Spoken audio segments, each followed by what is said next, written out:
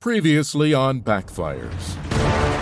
After Alpha Platoon lost 2 men on the fire lines, new recruits joined the honor camp to earn their freedom. You will receive 2-for-1 time served credit each day you're in the camp, and 3-for-1 on active fire line duty. Well, where's the fire boss? Let's go. Sheriff Leach had misgivings about the camp's radical approach to security. And what happens when they walk off and steal something? Or hurt someone? The rookies arrived at their new home. You must be Sam Park, and you're Otis Jeffries. You, in the back, Dominic DeLuca, right? Yes, sir. Welcome to camp, brothers. And jumped from the frying pan into the fire. Get on the truck. Time to get baptized. Whoa, we're fighting a fire now? We just got off the bus an hour ago. 30 years later, journalist June Rose investigated the camp's origins. Do you think it was exploitation? Using prison labor to fight fires? And made a shocking discovery. And you found the remains? Just their teeth. I'm sorry. Did you say teeth?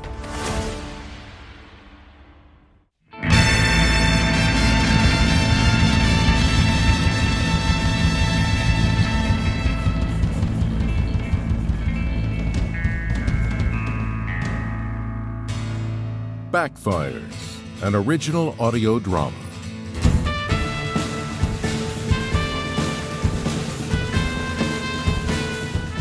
Episode 2, Condemned to be Free.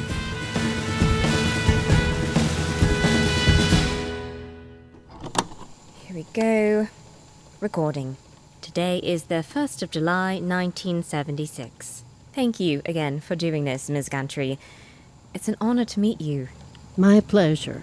I'm glad you're writing this book. Someone should. There weren't a lot of female mayors in 1946. Not for lack of ambition. Can you talk about how you first came into office and how the fire camp came to town? Well, I suspect you know the broad strokes already because you seem like someone who does her homework. But my husband, George Gantry, was mayor for a long time. People liked him.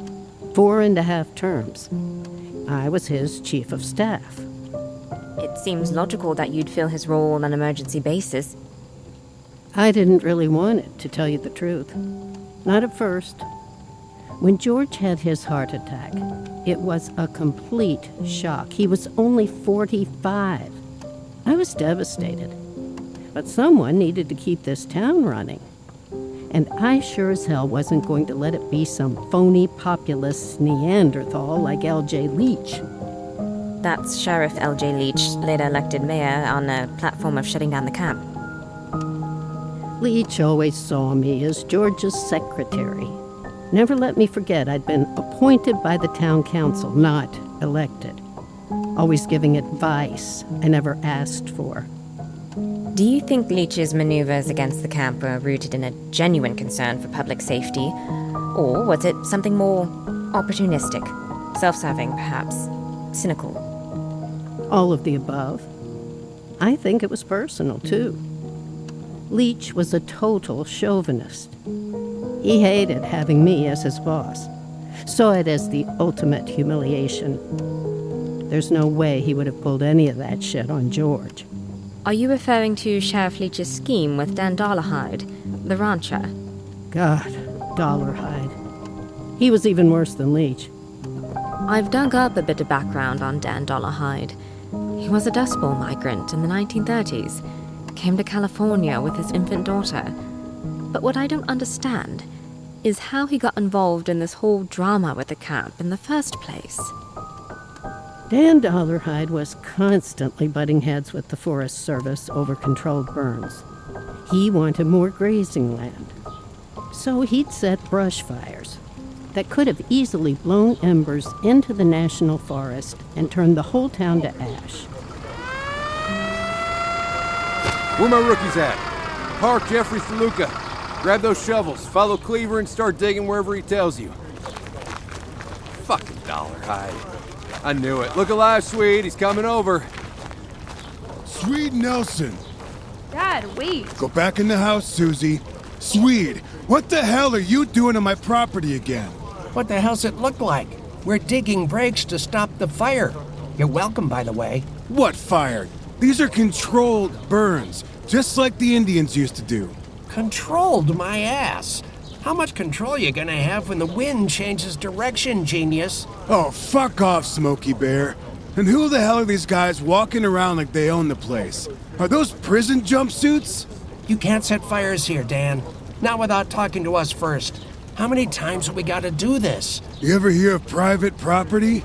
Are we in communist Russia? The Forest Service has jurisdiction over burns near federal property, Dan, not civilians. What's that? You writing me an invitation to a tea party? It's a citation, smartass. $50. Enough warnings. You can't write me a ticket. You're a fucking forest ranger. I'm calling Sheriff Leach. Tell him Swede says hello.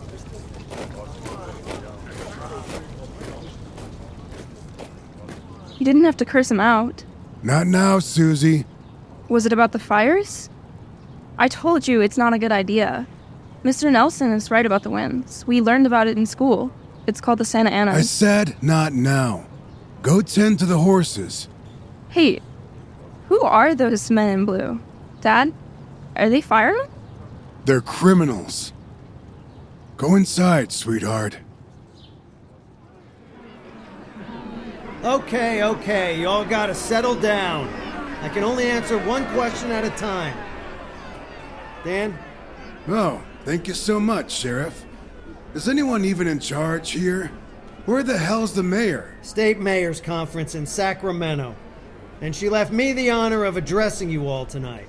Whose idea was this whole prison fire camp experiment? Who are these men? Are they thieves? Murderers?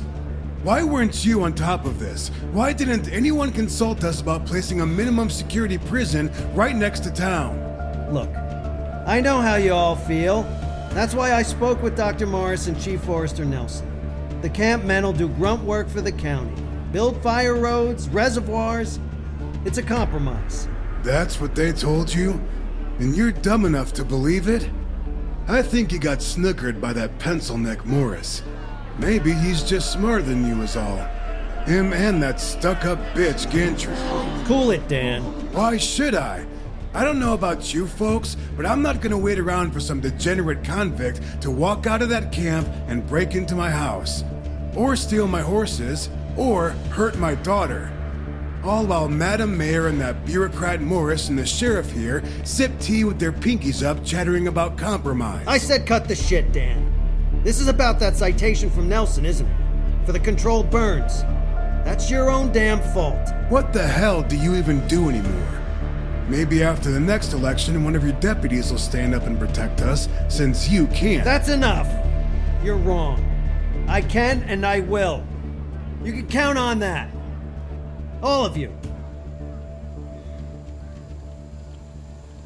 Did you have any idea this was brewing in town while you were away at the conference?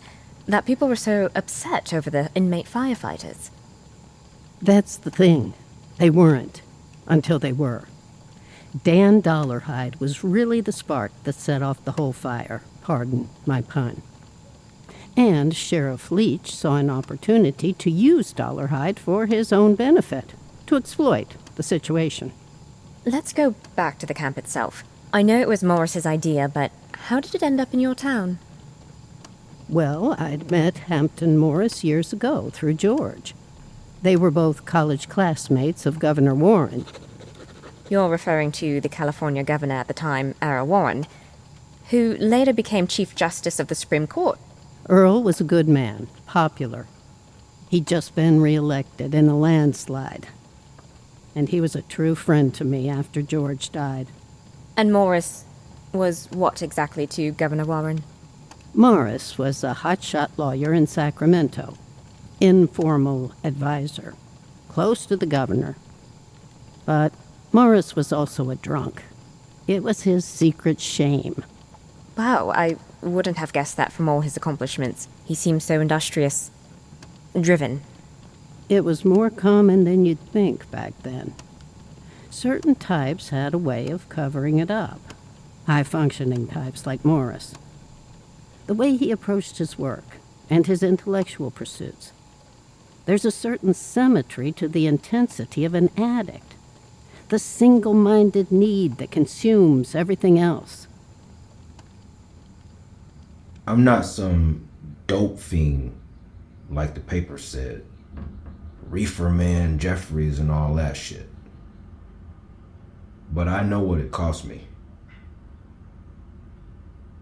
The diamond was the one place I felt like I belonged. Where I mattered. It was more than a game. Beg pardon, Mr. Jeffries. Did I interrupt you? No, sir, Doc. I'm all set. May I speak? If nobody else has been waiting. You all know me. My name is Dr. Hampton Morris, alcoholic. Hi, Dr. Morris.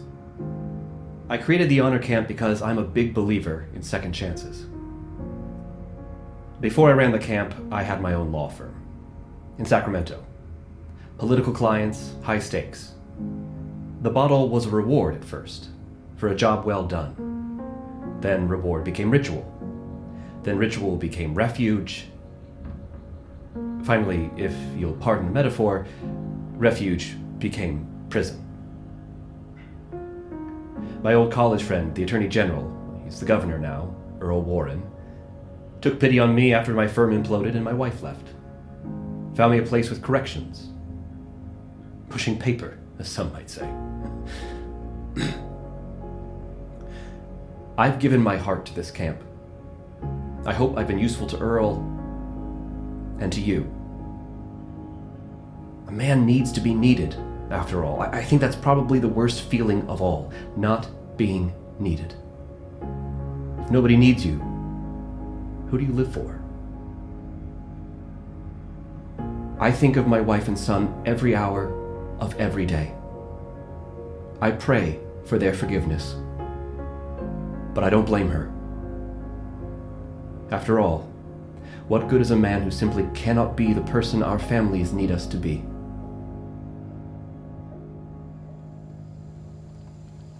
Would you say that Morris's reputation was tied to the success of the Honor Camp? In the sense that its success or failure was also his own? He didn't want to be Attorney General, if that's what you're getting at. The camp wasn't just some vehicle for his political rehabilitation. But Morris did run. Only to stop Leach. But still, Morris had a vested interest in making sure the Honor Camp was a success, and that it was humane. That it wasn't just a new version of chain gangs and other prison labor that evolved out of slavery. Do you have a question?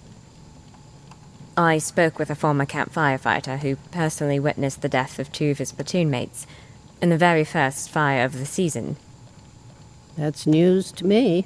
He told me the names of the deceased, but I inquired with the Public Health Department for all firefighter deaths on duty in 1946. There are no certificates on file for the 2 names he mentioned. Records get lost. So you don't think Morris would have covered up those 2 men's deaths to preserve the camp? There's no way. Hampton was the most honest man I ever met. Too honest, sometimes.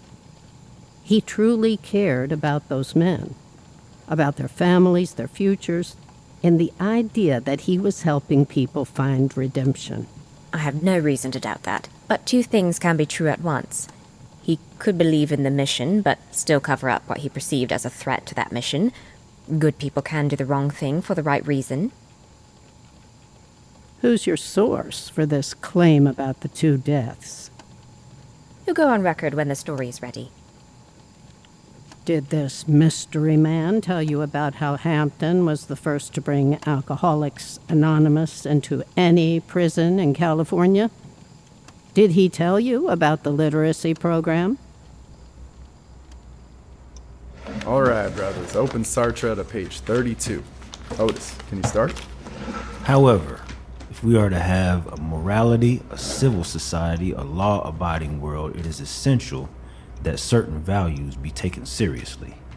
Now, what do you think our friend John Paul meant by that, Otis? I think it means that even if you don't believe in God, you just gotta know some stuff is wrong, like stealing or killing. Exactly. Sartre is saying that an objective morality must exist, independent of the belief in God. But ponder this, brothers. Are humans naturally endowed with morality from God or from so-called human nature? Or do we create it at every moment through our choices and actions as men of free will? DeLuca, read the next part. I respectfully decline, Padre. Read, rookie, now. All right. Exit.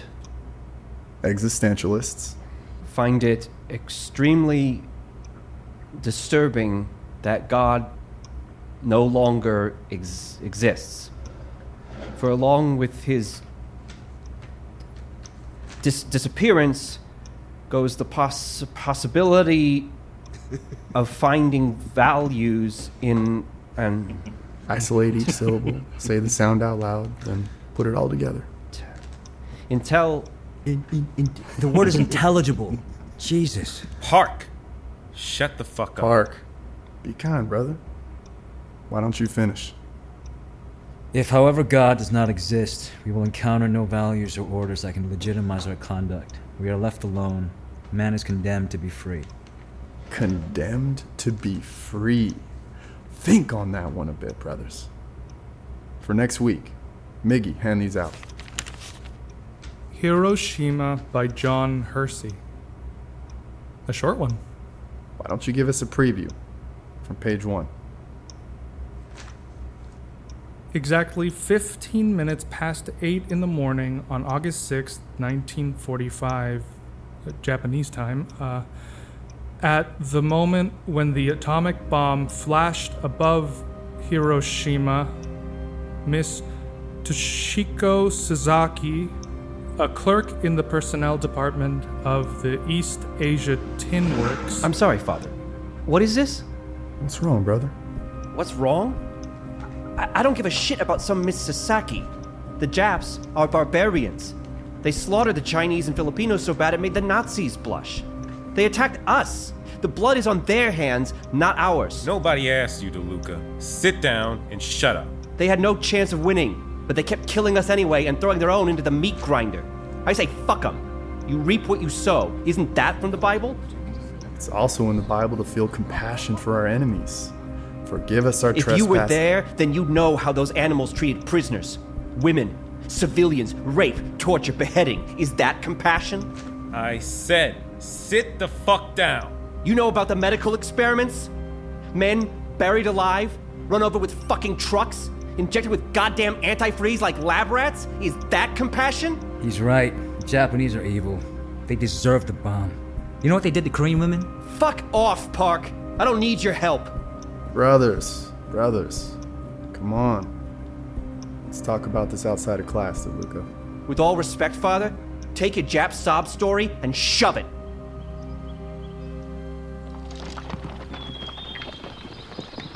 Get up! You tired, DeLuca? No, sir. Good. I had to run your ass ragged for disrespecting Berrigan like that. That gonna happen again? No, sir. Damn right. Y'all see this? DeLuca runs better than a pro ball player. You recognize that man behind you, DeLuca? That's Mr. Jet Jeffries. Don't call me that, sir. Please. Pride of the Negro Leagues. The reefer man himself.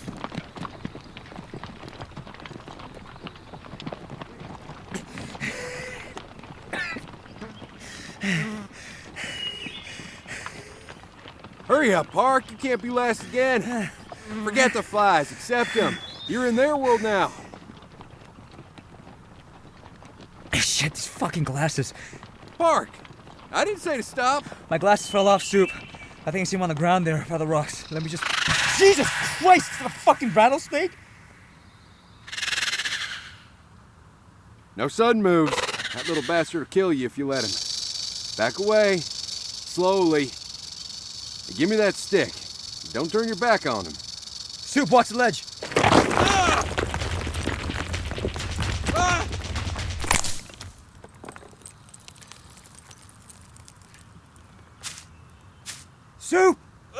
right?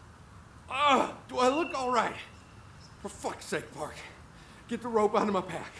Tie it around your waist. And throw that sucker down now before my goddamn arm rips off. Anchor your skinny ass to something, Park.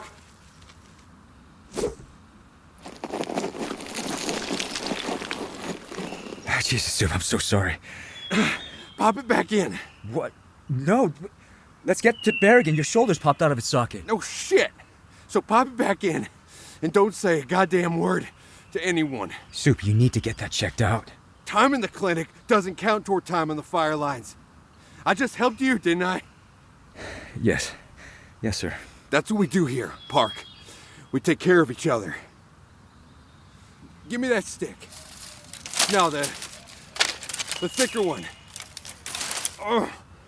Now, push. Do you feel it pop? Can we back up a bit? I'm still not clear on how the fire camp ended up in your town. Didn't we discuss that already? Morris brought the idea to Warren and to the Forest Service. They had an old civilian conservation corps barracks in the mountains. We were the closest town. I don't mean to be blunt, but was there something in it for you? An opportunity yourself to get in good with Governor Warren? Maybe two things can be true at once, like you said. Once I stepped into George's shoes and became mayor, I was good at it. I enjoyed it, and I wanted something more. Is that unreasonable? Not in its face, no. Hampton Morris made a heartfelt argument about preparing men for life after prison. He really believed that the honor camp was mutually beneficial. Society benefits when prisoners are truly rehabilitated, when they can return to their lives, contribute to their communities in a productive way.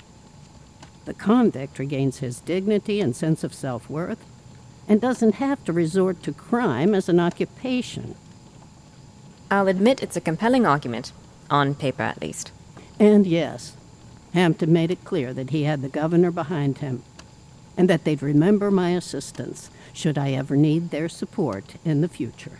Sheriff Leach must have loved that. Oh, yes. Leach called me on the phone after that town hall debacle where Dollar Hyde confronted him. That was a fun conversation. The governor asked for my help. It's called being a team player. You should try it, Sheriff. Did you ask Warren what happens when one of those prisoners hikes down the mountain and takes someone hostage? Have you thought about... You know, LJ, when George gave an order, you said, yes, sir. When I give an order, you feel free to counsel me, debate me. Ma'am, I have nothing but respect for you and for the office you were appointed to. And sympathy for your loss. George was a good mayor and a good man. Spare me the eulogy. You don't care one whoop about the honor camp. You just don't think a woman should be mayor. Look, I get it. You've been put in a difficult situation. Maybe if you would have consulted me before making a decision affecting crime and public safety. It's called being a team player. Why am I hearing that you're contradicting me in public? Did I hurt your feelings by not asking your advice? Are you that delicate, LJ? I'm just trying to protect people from criminals. That's my job. Morris assured me they're no threat. He knows what he's talking about. So make your peace with the camp. It's not going anywhere. And neither am I. All in. Fuck that. I fold. You're full of shit, Park. I'm in. You 2-3 kings, baby. Oh, that's cute. 3 of a kind loses to Full House. Oh, damn it. Yep, told you, Otis. Never bet against the Korean. Goddamn, Park, give me a smoke. Guess Fu Manchu here plays poker better than he runs. Man, fuck you, DeLuca. Fuck me. Says the Jap weakling who's gonna get us all killed out there because he can't run half a mile. I'm American, you asshole, and Korea is not fucking Japan. Not that you know the difference, you fucking dumbass. You all look the same to me. You look like dirty guinea trash. The fuck you say, Chink? Call me Chink again, and I'll get your goddamn teeth in, you literate wop greaseball. The fuck is wrong with you two? Me? Did you see him out there today? A real commander know how to handle weak links like... You want another one? That was my left. The right one hurts even worse. No, sir. Don't you ever talk back to the soup. Far as you're concerned, he's God, and I'm the angel of goddamn death. Do you understand me? Yes, sir. What about you, Park? You gonna keep being a pain in my ass? I'm sorry, Soup. Game's over. Everyone get the fuck out. 0400 comes early.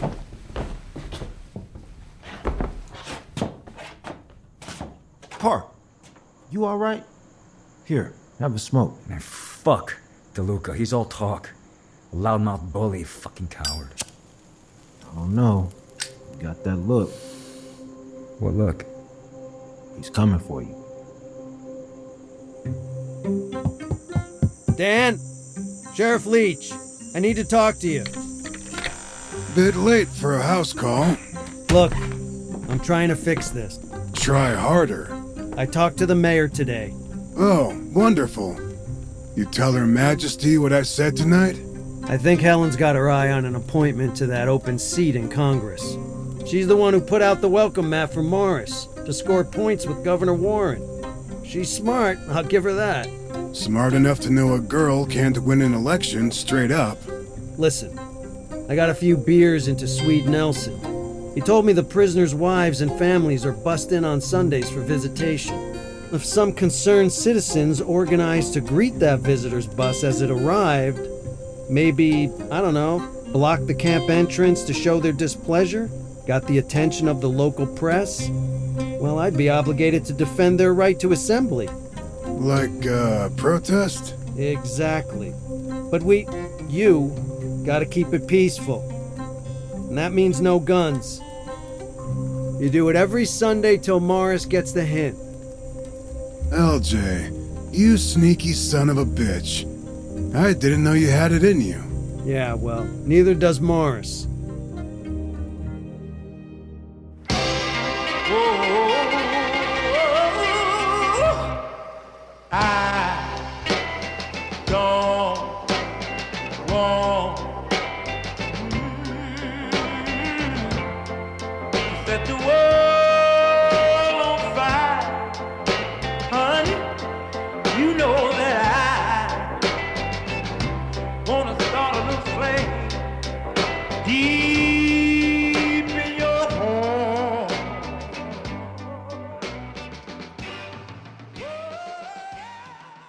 Next time on Backfires, Sheriff Leach strikes the first blow against Dr. Morris and the honor camp. Sheriff, call these people off now.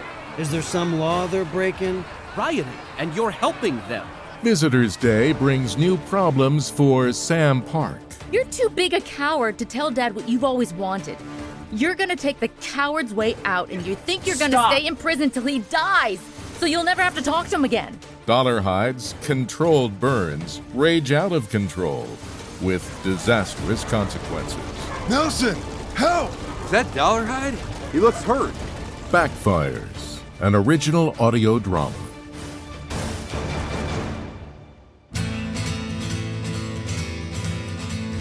Featuring Morgan Dalabetta, Sarah Morsi, Eric Berger, Joe Barrett, Stephen Bourne, Camille Blumberg, Travis Andre Ross, Luke Curry, Tyler Seipel, Mane Ali Ahmad, Lanny June, Jose Donato, James C. Victor. Narrated by Dave Arlington. Audio post-production by Gary O'Keefe. Additional audio engineering by Will Edmiston. Music courtesy of Marmoset Music and Premium Beat. Additional music by Gary O'Keefe. Written, produced, and directed by Alex Vincent Blumberg. Backfires is a work of fiction inspired by the historical origins of California's conservation camp system, originally known as honor camps. Backfires is not documentary or news reporting, and any similarity to the name, character, or history of any person is entirely coincidental and unintentional.